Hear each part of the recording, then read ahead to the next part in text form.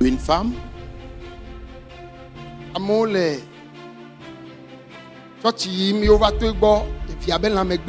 Les gens allaient à l'église et sont passés chez elle et elle avait son enfant qui était malade.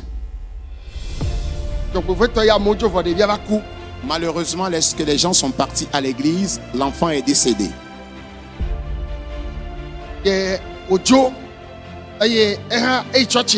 Elle a quitté, elle a laissé l'enfant au lit, l'enfant qui est décédé au lit. Elle a fermé sa porte et elle est aussi allée à l'église.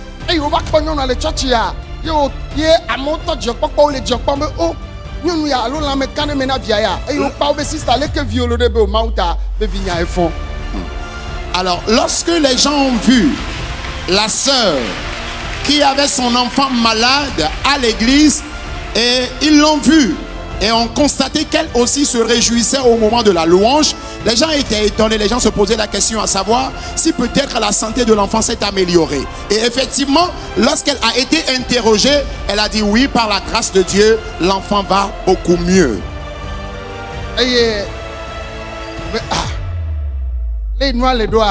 Et vu la situation,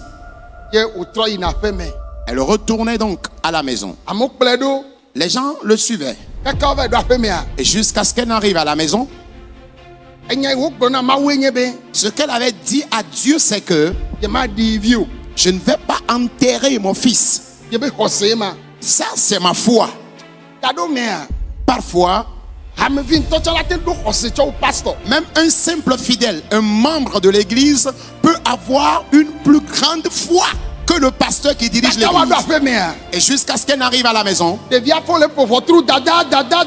l'enfant s'est relevé et cognait à la porte. L'enfant criait maman, maman, maman.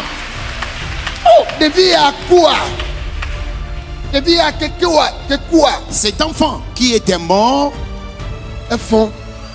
a été vivifié selon la foi de cette femme.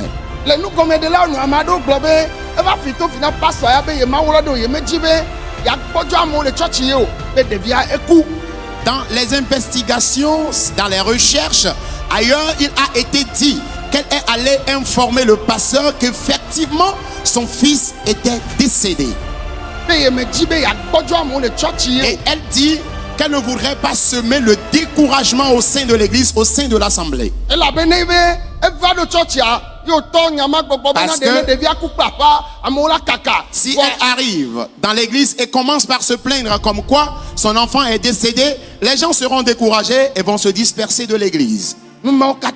Toutes ces choses, elle ne l'a pas fait. C'est en cela que le pasteur disait: bien-aimé, imitons la foi de cette femme. Et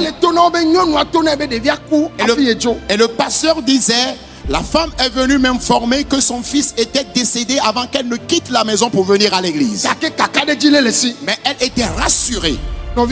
Bien-aimé, mes chers parents, il y a quelque chose qui est défectueuse dans ta vie.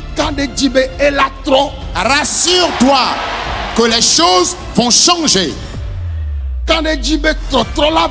Rassure-toi qu'il y aura un changement. Ne prie pas en l'air.